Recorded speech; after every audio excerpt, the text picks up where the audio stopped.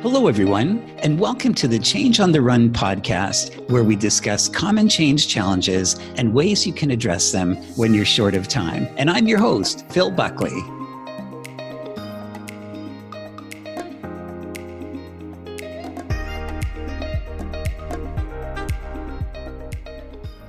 Today's topic is influencing decisions. The decisions that leaders make, in addition to their behavior, often seal the fate of a change initiative.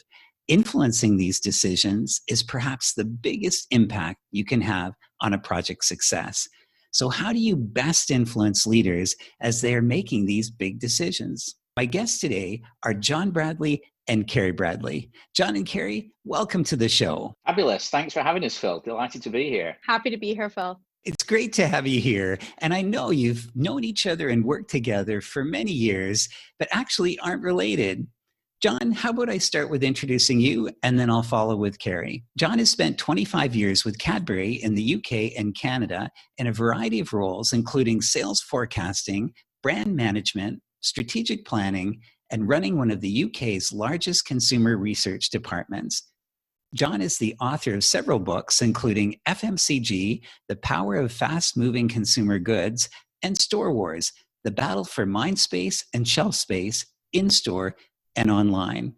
Also, for multiple years, John was judging coordinator of the Cassies, Canada's premier advertising awards, after which he formed the Bradley Group with Carrie to offer bespoke effectiveness consulting services for brand owners and advertisers.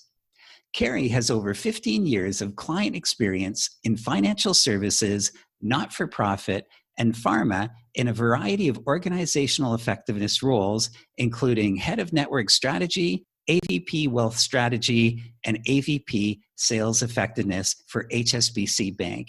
In addition, Carrie has substantial experience in marketing, consumer relationship management, sales strategy and management, and operational and capital planning. I can only imagine how many decisions both of you have influenced over your careers in different industries, organizations, and leaders.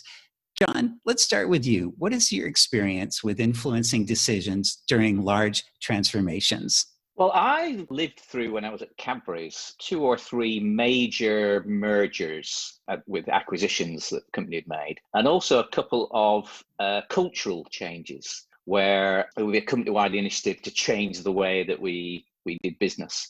And the common factor I found in both of them to have an influence on the outcomes was, firstly, to make sure that you validate your inputs. By that, I mean that you show that you are on board with the overall initiative, so that when you suggest nuances or maybe a slight change of direction or an alternate way of looking at things, people who make the final decision know that you're coming from a place of this is about making it work. So I always felt it was very important to be very enthusiastic at the launch of these initiatives. So to be in the meetings, to be asking the questions, to be a cheerleader for the overall objective. And then I feel that gave me license to be heard when I felt that it wasn't going to work in this area, or there was a better way of doing that. Without that, you can come over as negative, no change, who moved my cheese, and then your input gets ignored. Yes, I've seen people who have recommended the best option of the way forward, but to have it rejected, not because of the integrity of the idea, but because of the assumption that it's coming from a negative place, or that people are the contrarians against the project. Carrie, have you seen something similar?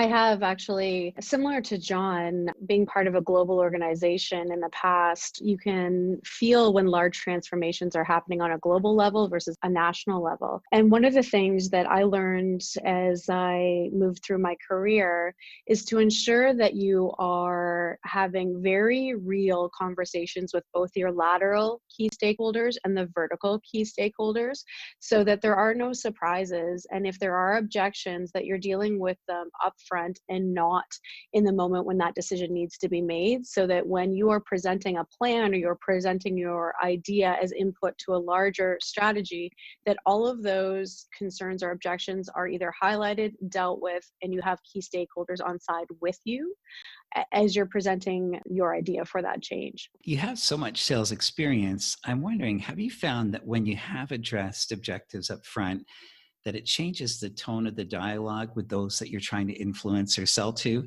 from, say, scrutiny to solutioning? That's it exactly, Phil, because there are times when, let's say, sales or sales effectiveness could be at odds with operations as to how things are rolled out, how things will change, the impact of the people involved. And as long as you're aware of what challenges are there, what objections may come, and whether that's national or provincial, as long as you're aware of what they are and there's a plan behind them, then people seem to get on board quickly. But if there's those are just left to be brought up at the final hour as decisions are being made, that's absolutely going to derail any progress. And Carrie, I'd love your thoughts about the tensions across functions or departments, and which can be just a massive derailer for any initiative going forward. What have you found that's been effective to get people on side from other departments that might not have the same passion or the same desire to move forward and make a particular decision?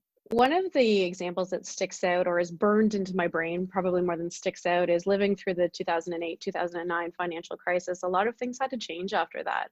So to get other areas of an organization on board, really what it came down to is our organization going to survive? Are we going to survive this? And if we're all decided that we are going to survive, then we all need to be doing it together. So as long as everybody knew that their voice was going to be heard and it was worth it to what they were bringing to the table, then that was a good way of making sure we were moving forward versus being at odds with each other, depending on departmental needs and objectives. Yes, I would imagine sort of that combined objective, an urgent one would be a unifier. And John, what's your experience with the different departments? Because with, just like Carrie, you've worked in very different functions within organizations. How you found that, like the whole dynamics of the different work streams or the different silos potentially, and how do you manage that? I think it's a different challenge every time, depending on what change you're going through. A lot of the different functions everyone in those areas are experts at what they do. And when you are leading the change, it's a bit like when you work in brand marketing, you're never the expert in the room. You can be the expert on the process of change, but the implications of change, you have to recognize that the expertise is on the other side of the table. And your job, I think, as a change leader, is to make sure that expertise comes across and you meet in the middle. We need your expertise on what will work, what won't work, and my expertise on driving through change to create a better outcome for all of us. If two sets of expertise stay sat on different sides of the table, then usually it never works. Yes, I found that as well. And I wonder though, Carrie, perhaps to get your perspective coming into the middle, but most of the transformations that we work on, they're urgent, just like the one you had in 2008. There's no time. It seems we're all behind. Everyone's been given their particular functional requirements as well as sort of the general management requirements to get to the other side and get back to profitability, for example. What do you do in that pressure cooker environment where, technically or theoretically we'd all get together and come in the middle, but everybody is stressed and everyone's under the gun to perform? So I think that's a good question, and it even relates back to what John just said. Each time is different, right? Each change is different, and each pressure cooker situation can be different. Something that I've found successful in my past is it's seeing who's around the table, who's already on side, who knows what needs to happen. And if there's others that need to be brought along, then you bring them along with you. You'll quickly realize that some individuals or some functions don't want to be brought along. And if that's the case, it's okay to exclude them from this process. Because at the end of the day, if it's a pressure cooker situation that change needs to happen, change is going to happen. And as long as it's done in the right way, you may not have all of the parties around the table that are going to agree. But if the end goal is the change, that change is going to happen. So it's okay to exclude others that aren't willing to get on board with that change. At least I've seen there's no perfect world about everyone being completely aligned and moving forward. Carrie, any thoughts? And then I'll go to John just about, well, what's the quorum requirement? So let's say HR might not be on site and IT might not be on site, and that's good enough because we've got the quorum to move forward and be successful. What does the quorum mean to you? So what the quorum means to me is the head of the business. So whether there's multifacets to each business. So the absolute head of the business, where does the profit center land? The head of that business. There's also the top of the organization. But a quorum to me would ensure the actual top of the business is in favor of that change. And if there's other functions, as you mentioned too, whether it's IT, it's HR, it could be operations, as long as we can get them to a 70% that they agree, then we move forward. Thank you. John, what's your perspective? I would actually go back to Carrie's example that she used of will this business survive? I was always a huge fan of the way to increase the size of the quorum is to create a burning platform and then dimensionalize it in very emotive terms. And I think that what that does, it recognizes that decision making in most cases is more emotional than it is rational. So I've seen acquisition cases for billions of dollars go through on emotion when the facts didn't really stack up, but it still went through because people were emotionally committed to it. So, and I think what Carrie's example does is really show how that it makes it a gut reaction. Are we going to survive? Okay, everyone's job's at stakes now. It's not just about, will my job change a little bit or a lot? It's, will I have a job at all? That's an emotional reaction. So being able to find that burning platform and then to communicate it in terms which really speak to the heart, at least as much as the head, I always found was a great way to get enough people on board that you're going to get the change through. Carrie, would you find the same? Like that, I find it really interesting, the emotional versus rational, components of decision making. What's been your experience?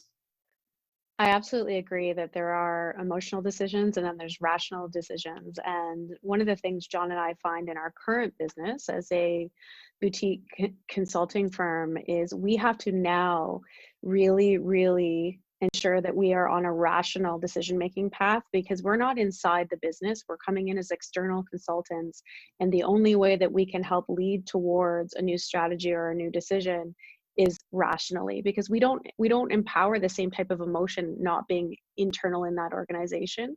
So I've seen myself change. I don't want to speak for John. I'd love to hear what he has to say, but I think that we've now shifted so that we are much more rational decision makers than in the past when we had the luxury of being inside and being able to make decisions sometimes based on emotion. I would take it a bit further, Carrie, and say that I think what we've learned to do together is to be the enablers of more rational decision making for our clients.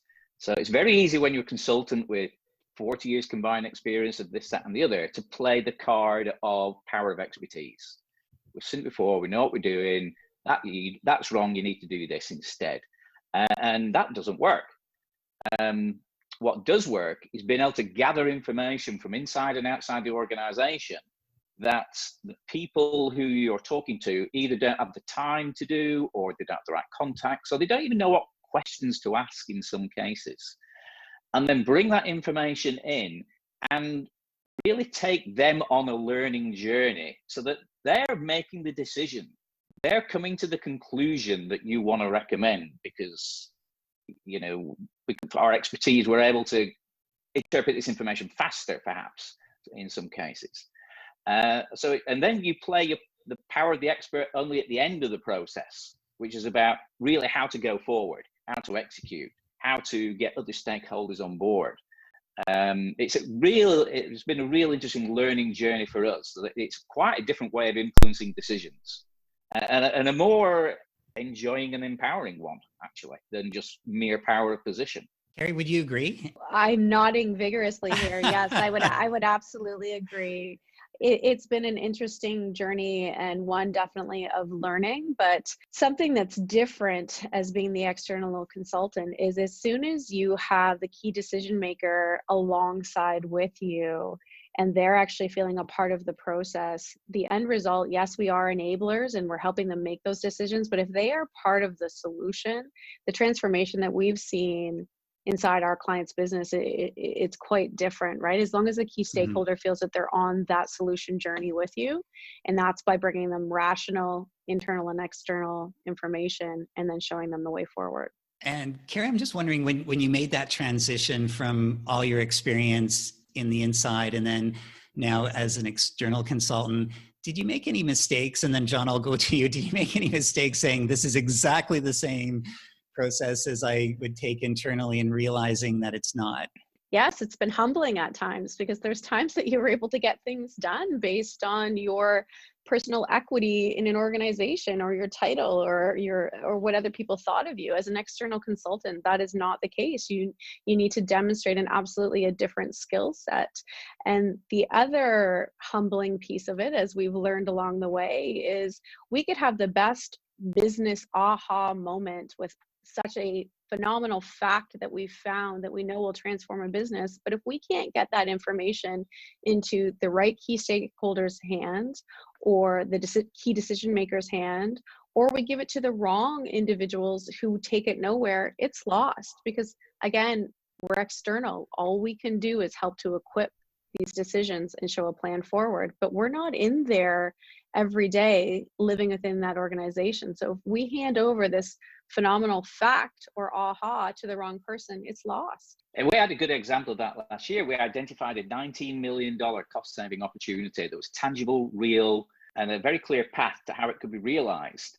And we didn't get it over the line because we were actually too far removed from the real decision makers. So the people we were working through somebody else who then worked with this board of 20 odd key stakeholders who would make the decision.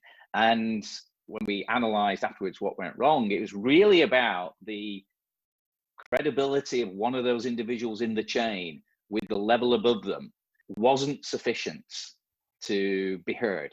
Even with the best fact base, that person probably wouldn't get heard on anything. And it made us realize that it's so complicated. It's not enough to know the right answer, the best way forward.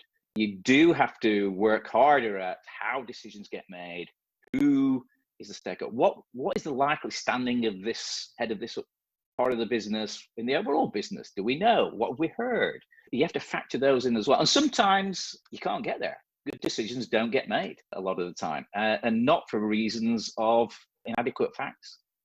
Carrie, what's your thought? It's a great example. So I absolutely agree with John. And one of the things that John and I have done in our past lives, as well as we've integrated it into some of our training courses that we facilitate, is really the idea of Xraying an organization. And part of the reason that we say X-ray an organization is to understand how change happens, how decisions are made within that organization, the timing of change. So when are budgets established? How does change happen from those functional plans, things like that? And that's what we would call Xraying an organization, so that you understand those, because all of the best and brightest thinking and the best plan, if it is not put into the right hands at the right time within the right process, it's lost. That's part of our learnings that we like to pay forward now. I find that fascinating and perhaps good advice for people that are external like ourselves, but also people internally. You know, I've observed people that are trying to get things over the line and they're trying to make a decision, but they're going to the wrong people. And as you say, if you don't get the right information at the right time with the person that has the budget, regardless of how good the decision could have been, it might not pass through. So do you do this now, I'd imagine, with your clients, as well as teaching them how to do it? This is the way to X-ray the organization before you even try to influence the organization? Absolutely. And the first piece of advice we give to everyone is read the company's annual report. They tell you everything you need to know, pretty much. In that, they tell you what's important to them. They tell you how they operate, where they focus resources compared to their competitors. Everything you need to know and it's staggering the number of people inside and outside organizations who don't even pick it up and read it. Especially when their department or the initiative they're working on, it could be a sort of a modernization technology, it's described to shareholders, but they haven't even read how it's being perceived externally, and then they keep going on in their project plan, which might not link up whatsoever. Before we stopped having meetings in the flesh, we would always have a first meeting with the client in their offices, solely because that enabled us to see what was on the walls, what communications are on the walls, the 5 priorities for this year, the 3 thises, the 7 that's. And then that would enable us to put in context what we were there to talk about within their overall company objectives or department objectives or cultural objectives. And again, we'd speak to people inside the organization who couldn't tell you what was on the wall. Carrie, I'm wondering, sort of when you do go in and have that first initial meeting, and again, what's on the walls, speaks volumes of what's important. What role does culture play in the sense of how people interact? Does that guide you in decision making at all? It absolutely does. So culture is an overarching piece of how I think decisions are made. But the other part of it for us is within that culture, what is the language that is used within that organization? Because as much as there's a common business language that we all share, each organization then does have its own language that they do use. So things as small as, are you looking for information from data analytics, business intelligence, business transformation? What is the language of that organization? Because if you want to influence change or be a part of the change, you have to make sure you're asking for change in the right language so that they understand what you're actually asking for. And I think sometimes what people do is they forget that there are so many channels or silos within an organization, and those ones that they aren't involved with day to day, they don't understand the information that's there and the language that's used within those other silos and how important that can be to facilitate change. Certainly. We've even had discussions around, well, what do you mean by sales? When someone says, how many were sales? How big were sales last month? Well, what do you mean by sales? And it varies within organizations. We were working with a liquor company, a distributor in Canada, and the brands came from South Africa. And the debate around what is a sale, well, was it the order from the liquor stores? Well, because we measure that. Is it what was put on a ship in South Africa? Because in South Africa, that's their sale. Is it what was sent to the liquor stores in Canada? Or is it what was invoiced, net of returns? There are 4 or 5 different measures. And you find in different parts of the organization, they're looking at different numbers. They have an absolutely different number for how much did we sell last month. So to Carrie's point, understand exactly what they mean and assume nothing. So never assume that you understand what the person talking to you says that you think you know. So we find the naive question, what do you mean by sales? Or actually is a really valuable tool in making sure that you don't make fundamental errors of direction when it comes to recommending change. Something that's always challenging, I find, is if you influence someone or a leader or a leadership team to take a certain course of action and they choose not to do so, do you think that there's another shot that you can go back and correct the error in your view, that there is a better option? Or is it once the decision's taken, that's it? And if you do think that there's a way to go back, what would that be? Well, I'll go first. Sure, I thanks, always John. used to tell my people when they were making recommendations, when we ran the market research department, and we'd make recommendations to the brand managers about what needed to be done. When your recommendation was not accepted, I always used to say there's only 2 possibilities. Either you're wrong and they're right, or you're right and they're wrong, in which case you didn't explain it properly. So have another go at explaining it properly. Now, of course, properly means to understand why your first communication didn't land, and rather than just speaking slower and louder next time. But those really are the only 2 possibilities. That if the recommendation wasn't accepted, either it shouldn't have been accepted because it wasn't a good recommendation, or it was a good recommendation that was not explained in terms the recipient of the message could latch onto and buy into. Carrie, what's been your experience when it hasn't gone the way that you think is in the best interest of the organization? Actually, it goes back to what we were speaking about earlier, whether it's a rational decision or an emotional decision. And I think sometimes you need to know how the decision was made. So if they've decided not to proceed with what your recommendation is, that's fine. but you may not be privy to other factors and other influences or other budget demands that are happening concurrently to what your request is. So if you take a step back and say, was that the right time for me to ask for that? Did I ask it in the right way? And were the right people at the table? I think sometimes you do need to examine how you approached it, and not to naturally assume that they were wrong and you were right, but really, was your timing right? Did you have the right people there? Did you have the right support? And to go back at it again, just as John just said, don't speak louder and slower. You need to think about how to approach it and present the same information, but differently. Did you have a key stakeholder who just wasn't there, that should have been there to support the idea? Was there another action item that was constraining the budget that didn't go ahead either? So now those funds have been freed up. Make sure that you're fully aware of what else is happening outside of that one decision that you're pushing for. You generally get 2 shots. Don't go back for a 3rd shot. If you couldn't answer all those questions Carrie posed in 2 goes, you probably won't get it on the 3rd either. And then you'll just be annoying people, which will make it harder the next time. Yes, it affects your credibility. And we talked a lot about Xraying and post-analysis. Any thoughts about just if, after every decision has been taken, and it sounds like you both get together and do an analysis, a couple of questions that you ask each other in the sense of whether it went well or it went in a different way than what you wanted it to do. Are there any sort of that post-mortem questionings that you find are the most helpful? John, maybe first, is it even just, well, what went wrong or what went right?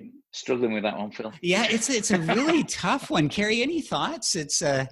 So my thoughts without rambling, Phil, is you need to be self-aware after the fact. So if it didn't go your way, if you own a piece of that, let any ego go and just say, you know what, it wasn't me. It wasn't my day. I didn't articulate what I wanted to articulate.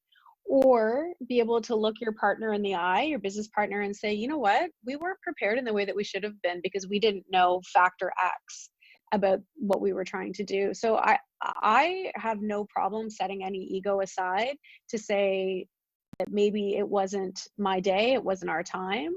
But I think you have to be very real about that after the fact, because if every time a decision doesn't go your way, you walk away saying they're wrong and I'm right, you're not growing, you're not learning, and you're not changing. One of the huge benefits of working in a partnership, and I wish I'd realized it when I was within large organizations, and I wouldn't have done so much myself, I'd have found someone with an equal stake in the outcome, approach it together, is when you're both in the room, there's always one of you listening.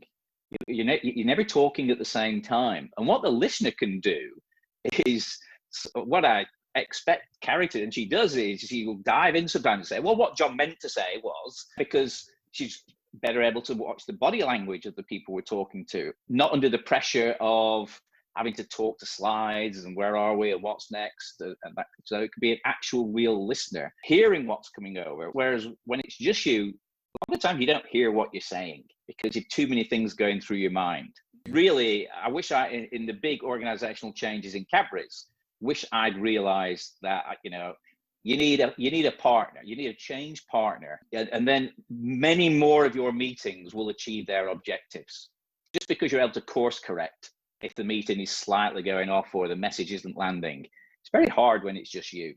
Just reflecting on sort of my past and wondering, well, why didn't I get a partner like that more often? And perhaps it goes back, Carrie, to your comment about ego. Like, I'm trying to perform here. I'm trying to, make my mark. And yes, but you're only one person, and the blend of multiple skills and experiences will be far greater.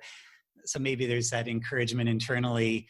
I'm going to do it alone, or, hey, this is my chance to stand up and make my case, versus, it truly is the team collective that will have the best response and the best outcome. And John, I'm wondering just if there was anything that, sort of being short in time and coming in and, influencing a quick decision. And, is there kind of one thing you would do to say, if I did this, it will give the best results, the 80-20 perspective of, if I did this, I'll have my best influence on someone I'm trying to sway into what I believe to be the best outcome. What would that be? And then Carrie, I'd love to hear your thoughts. The thing I was focused on when I was a up against it in terms of getting decisions was to take no decision off the table. So to dimensionalize the consequences of not making a decision at this point in time.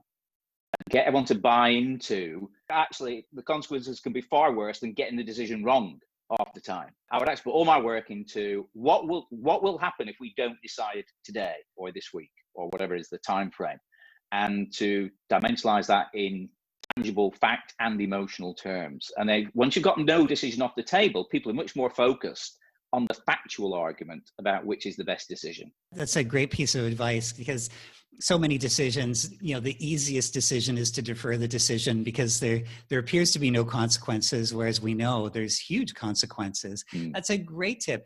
How about for you, Carrie? What would you do in that pressurized, I can do one thing? What would you do? So it actually goes back to earlier in our conversation when we were talking about making sure that you know what other functions within the business, what their stake in this decision is. So for me, of my learnings of my past career is to make sure that whatever you're anticipating the biggest objection to be, that you have already solved that objection and you have a quote from the person who would have given the objection. So I have spoke to the head of operations and they feel that by making this decision, it will make us better in this way, so that you have something short and succinct to diffuse whatever the biggest objection would be by someone who's either a lateral peer or a vertical peer to the decision maker. Another great tip. I wish I had talked about this to you throughout my career for both of you. I would have been so much more successful. And one thing I'd reflect that when I've been caught, often I found in these large transformations that, the business case for change, is front and center at the beginning.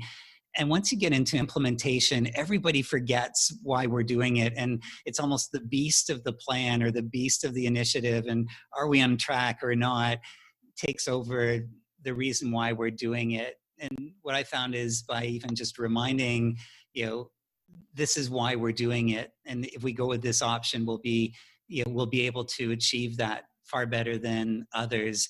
Sometimes it gets people to step back and say, oh yeah, there is a reason for doing this other than, we're on this journey together. So many good thoughts. And just in closing, and John, perhaps if I could start with you and then go to Carrie, is there one there's so many tips that both of you have shared today. Is there one sort of insight or watch out or recommendation you would make just as a parting suggestion to the listeners that when you're influencing, big decisions with leaders X, and anything comes to mind just from all of your experience? John, what would you say? Put yourself in their shoes. See the issue from their perspective rather than solely from yours. Great advice. Absolutely. It's so easy to take on our own perspective. And again, that ego comes back. Carrie, what would you say? I'm smiling because John and I sometimes share a brain and sometimes we are quite different, but on this one, we're very similar. My one very quick tip would be, it's not about you. It's not about you as an individual. It's not even a reflection of you as an individual. It's about moving forward and getting the change to happen and driving towards a decision. So taking yourself and your ego out of it and making it about what the end decision is in the end state. Another excellent piece of advice. And I'd like to thank both of you, John and Carrie. I've really enjoyed our conversation. So many tips. Thank you so much for being on the show. You're welcome. Pleasure. Thank you. It's great. Thank you very much. And I'd also like to thank our producer, Charlie Buckley, and to you. Thank you for listening. And if you have any questions or comments, please email me at phil@changewithconfidence.com. And for upcoming episodes, please subscribe to the podcast. And until the next time, I wish you all the best as you continue to lead change.